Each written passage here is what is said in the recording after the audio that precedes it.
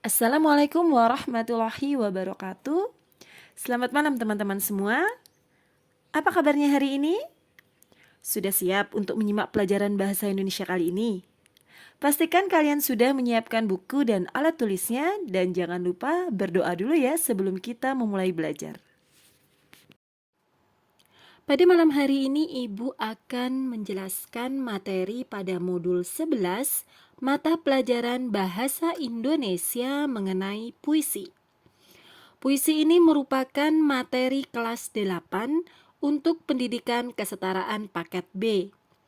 Sebelum Ibu menjelaskan materi ini lebih lanjut, Ibu ingin bertanya kepada kalian. Pernahkah kalian mengekspresikan perasaan kalian dalam mengungkapkan kekaguman, kebahagiaan, kesedihan, ataupun kemarahan dalam sebuah tulisan yang mengutamakan keindahan kata-kata? Atau kalian pernah membacanya sendiri dari majalah atau di buku karya sastra lainnya? Nah, jika kalian pernah membaca atau menulisnya, maka apa yang kalian baca atau tulis tersebut merupakan puisi. Puisi, apakah itu puisi? Puisi merupakan teks atau karangan yang mengungkapkan pikiran dan perasaan penyairnya dengan menggunakan keindahan kata-kata.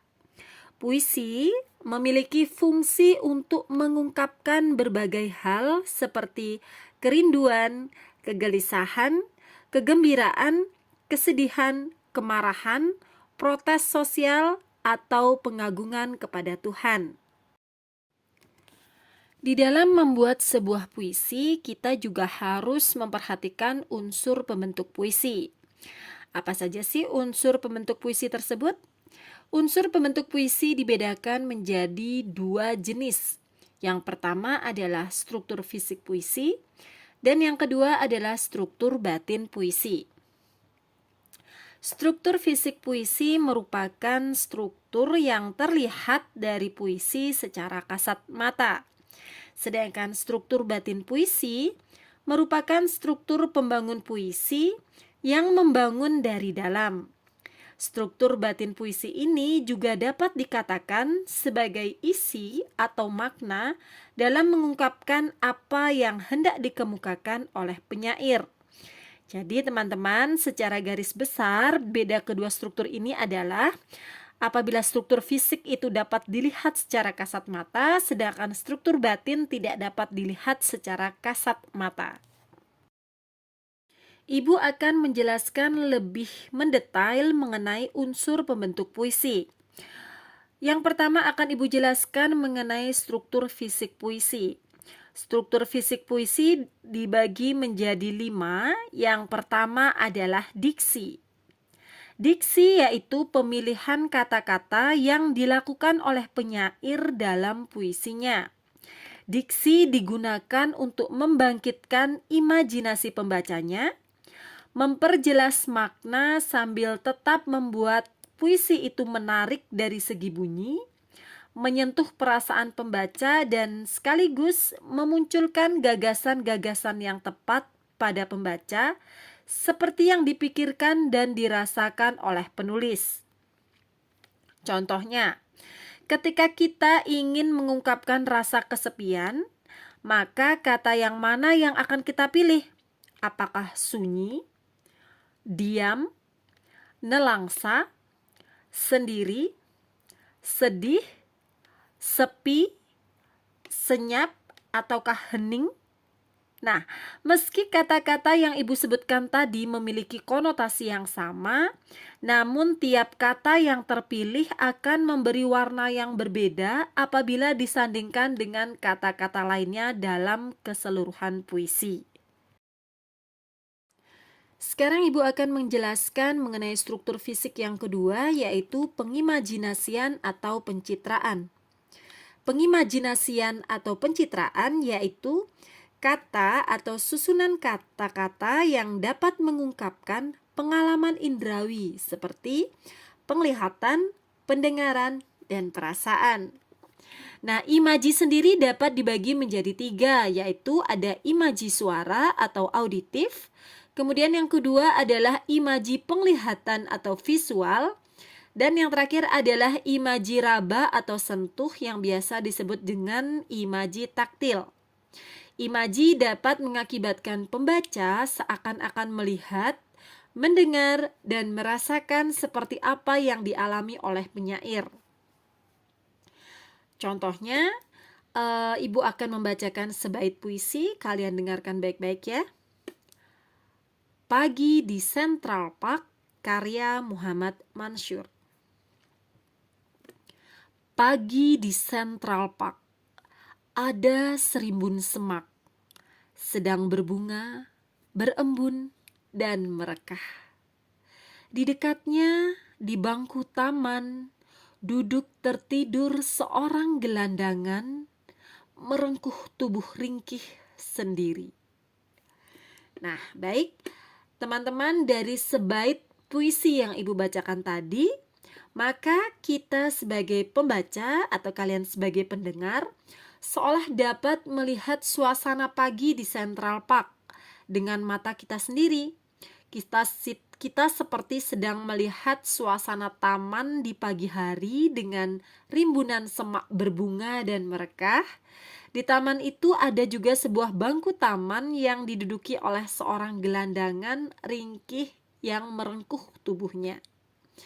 Jadi sebait puisi di atas memiliki imajinasi apa? Ya, betul sekali, imajinasi penglihatan atau visual. Contoh puisi lain yang mengandung imaji suara atau imaji raba atau sentuh bisa kalian cari sendiri ya di buku lainnya. Struktur fisik yang ketiga adalah kata konkret. Kata konkret merupakan kata yang dapat ditangkap dengan indera yang memungkinkan munculnya imaji.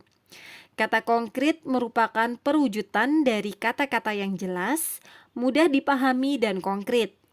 Melalui kata yang konkret, puisi dapat dibayangkan dengan mudah oleh pendengar atau pembaca, sehingga seolah-olah pendengar puisi melihat, mendengar, dan merasakan apa yang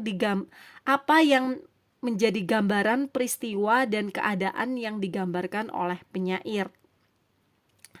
Contoh puisinya bisa kalian dengarkan baik-baik. Gelap malam penuh kesunyian, lamunan jauh menerawang angkasa, membukakan pintu-pintu mimpi, menyibakkan tirai-tirai kegalauan jiwa. Struktur fisik yang keempat adalah bahasa figuratif atau majas. Bahasa figuratif atau majas yaitu bahasa kias yang dipergunakan untuk menciptakan kesan tertentu bagi penyimak atau pembacanya. Untuk menimbulkan kesan-kesan tersebut, bahasa yang dipergunakan berupa perbandingan, pertentangan, perulangan, dan perumpamaan. Nah, ada 4 jenis majas yang umum digunakan dalam puisi. Yang pertama adalah majas personifikasi. Apa itu majas personifikasi? Majas personifikasi adalah majas yang membandingkan benda-benda tidak bernyawa seolah-olah memiliki sifat seperti manusia. Contohnya, Ibu bacakan sebait puisi kembali ya.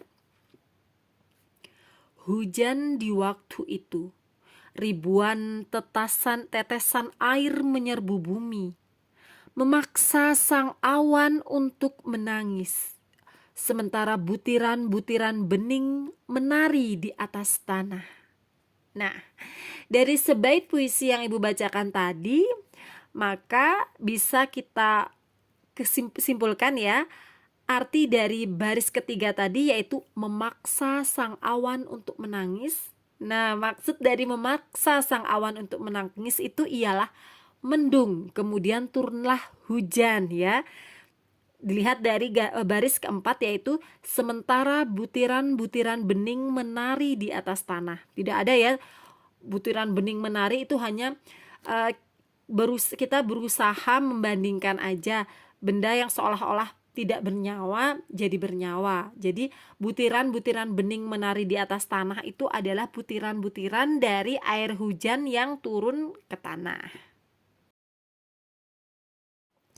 Majas yang kedua adalah majas paralelisme.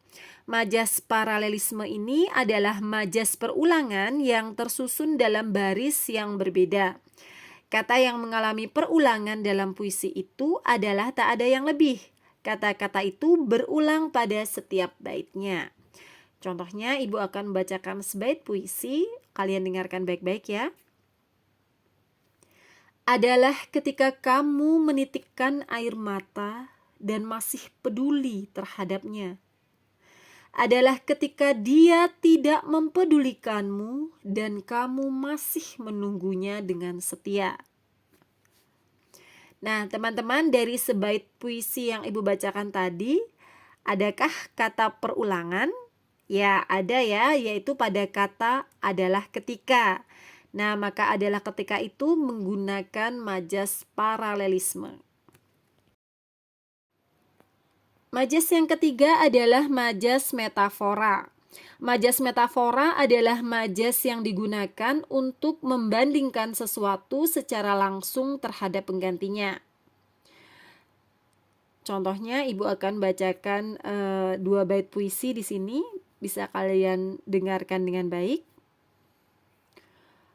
Kalau sampai waktuku, ku mau tak seorang pun kan merayu. Tidak juga kau. Aku ini binatang jalang dari kumpulannya yang terbuang. Biar peluru menembus kulitku, aku tetap meradang menerjang. Nah, dari sebait puisi yang Ibu bacakan tadi, yang adakah yang merupakan majas metafora? Ya, aku ini binatang jalang. Nah, pada kalimat aku ini binatang jalang itu merupakan majas metafora. Yang terakhir adalah majas hiperbola. Majas hiperbola adalah majas yang berfungsi menguatkan makna. Dengan kata lain, berguna untuk membuat makna yang berlebih-lebihan. Contohnya, Ibu akan bacakan sebait puisi, kalian bisa dengarkan dengan baik. Pergi ke laut lepas, anakku sayang. Pergi ke alam bebas. Selama hari belum petang dan warna senja belum kemerah-merahan, menutup pintu waktu lampau. Nah, teman-teman, dari sebait puisi yang Ibu bacakan tadi, adakah kata yang merupakan majas hiperbola?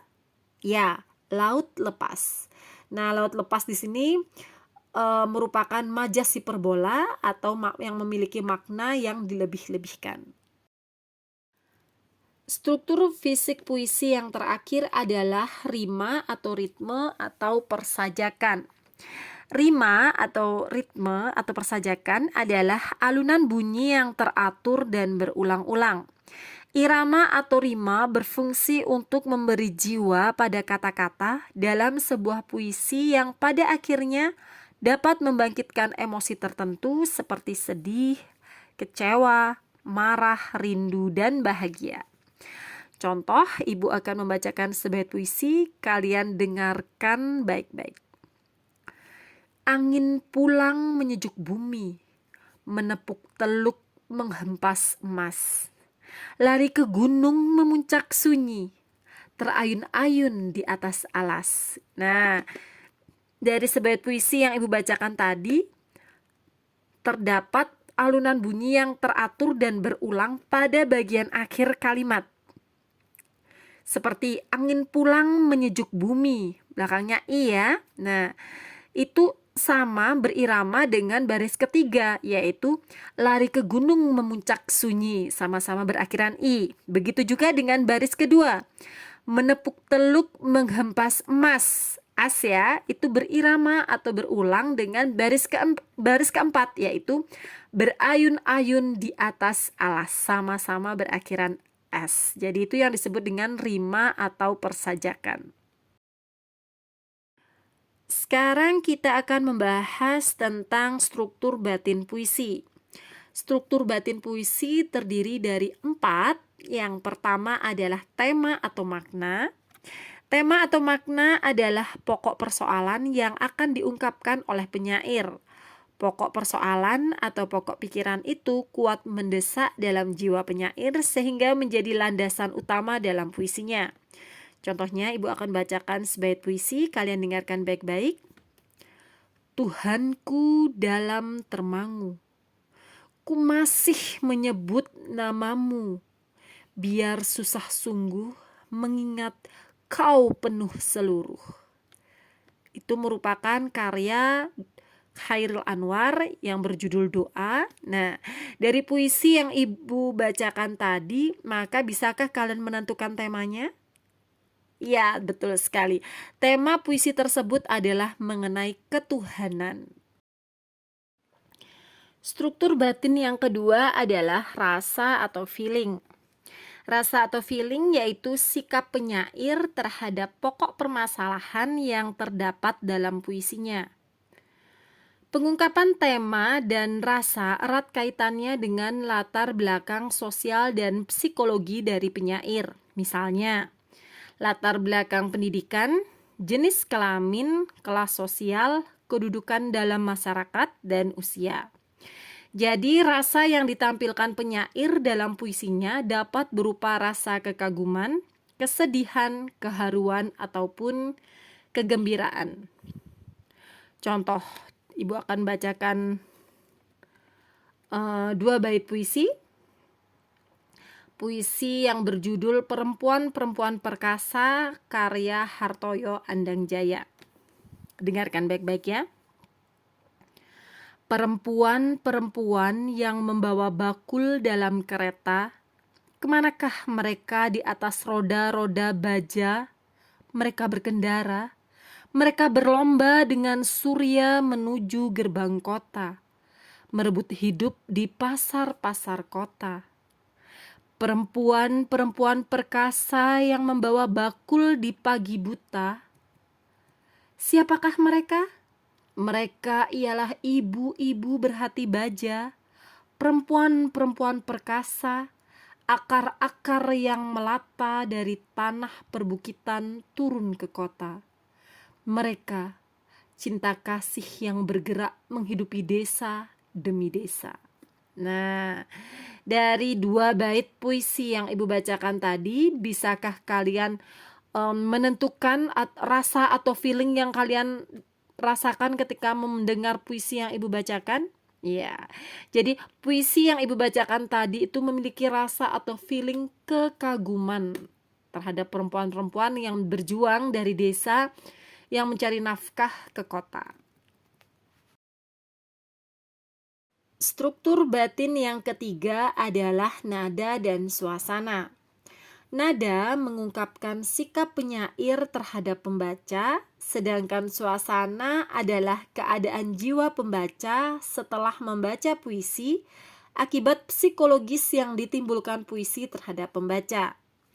Nada dan suasana puisi saling berkaitan karena nada puisi menimbulkan suasana terhadap pembacanya.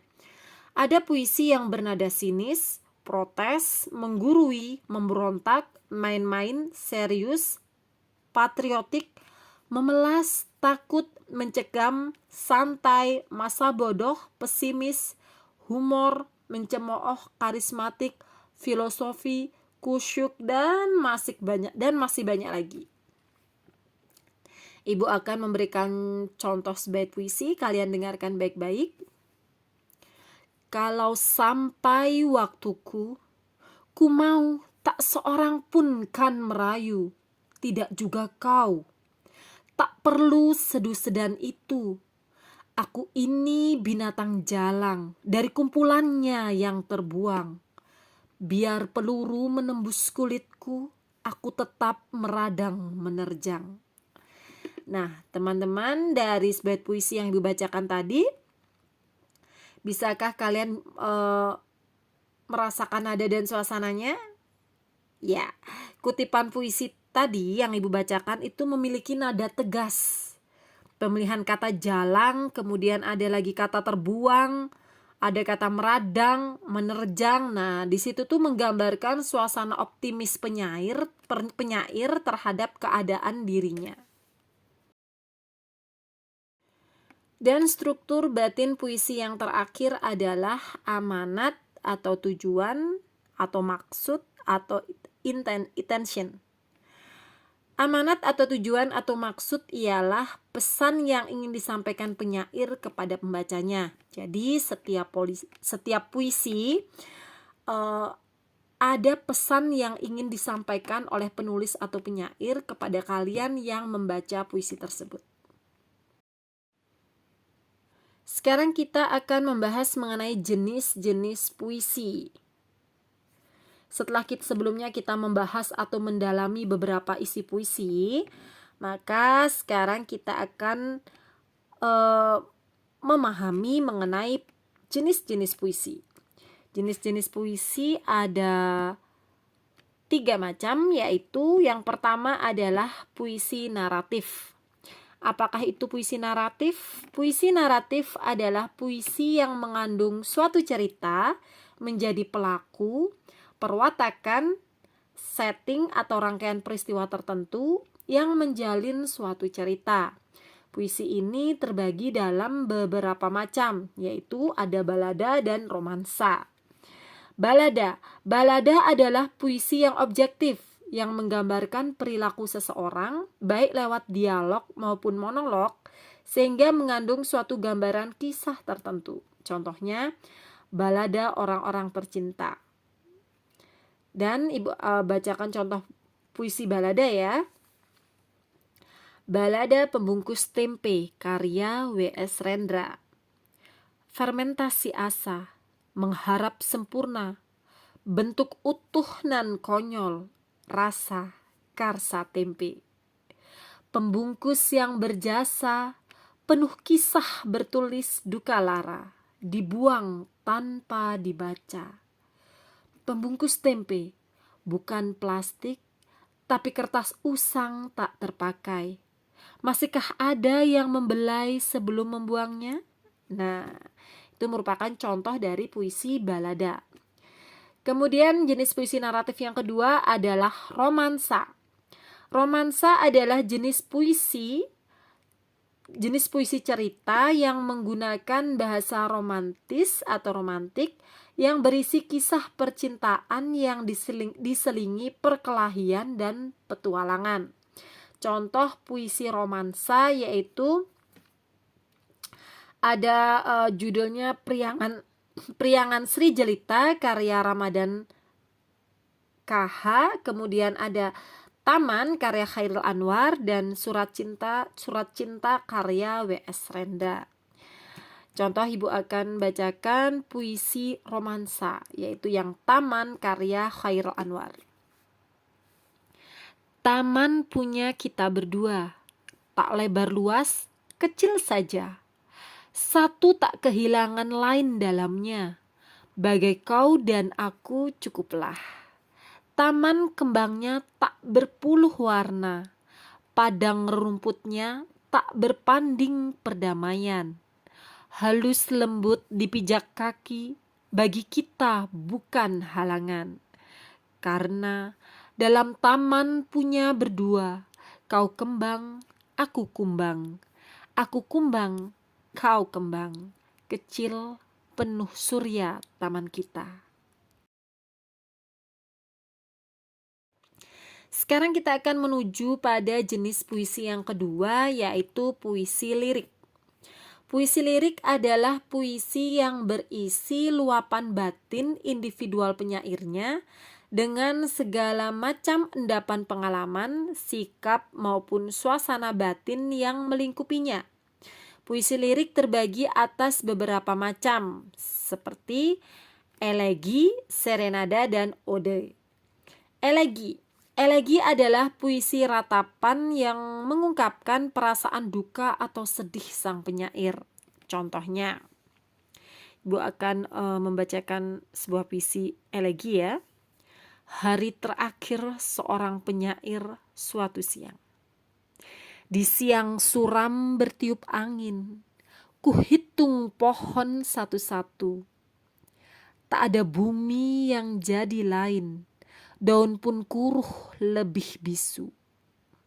Ada matahari lewat mengedap, jam memberat dan hari menunggu. Sehala akan lenyap, segala akan lenyap, Tuhanku. Kemudian Engkau pun tiba, menjemput sajak yang tak bersua. Siang akan jadi dingin, Tuhan, dan angin telah sedia. Biarkan aku sibuk dan cinta berangkat dalam rahasia. Sekarang kita menuju jenis puisi lirik yang kedua, yaitu serenada. Berbeda dengan elegi yang menggambarkan suasana duka, serenada merupakan puisi lirik yang bersuasana senang. Misalnya tampak pada puisi yang akan Ibu bacakan berikut ini.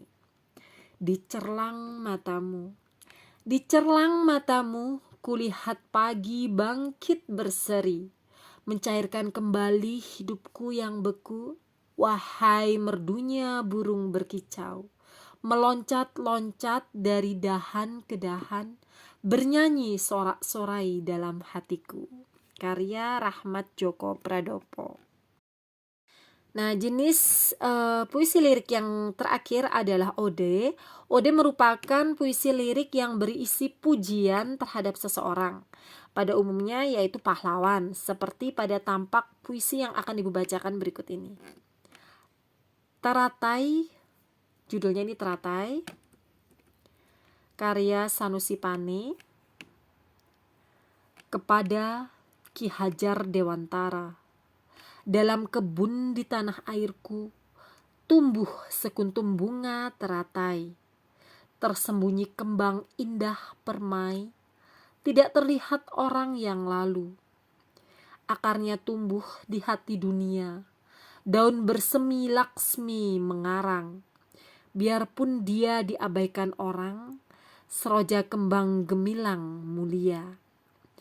Teruslah oh teratai bahagia, bersemi di kebun tanah Indonesia.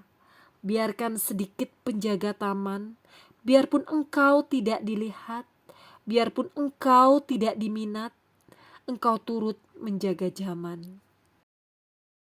Nah, dari contoh puisi yang Ibu bacakan tadi, yang kepada Ki Hajar Dewantara, tampak bahwa puisi tersebut memuja Ki Hajar Dewantara, yaitu pahlawan pendidikan kita, yang dimana pada awal perjuangannya tidak banyak diketahui oleh masyarakat. Sekarang kita menuju pada jenis puisi yang terakhir, yaitu puisi deskriptif.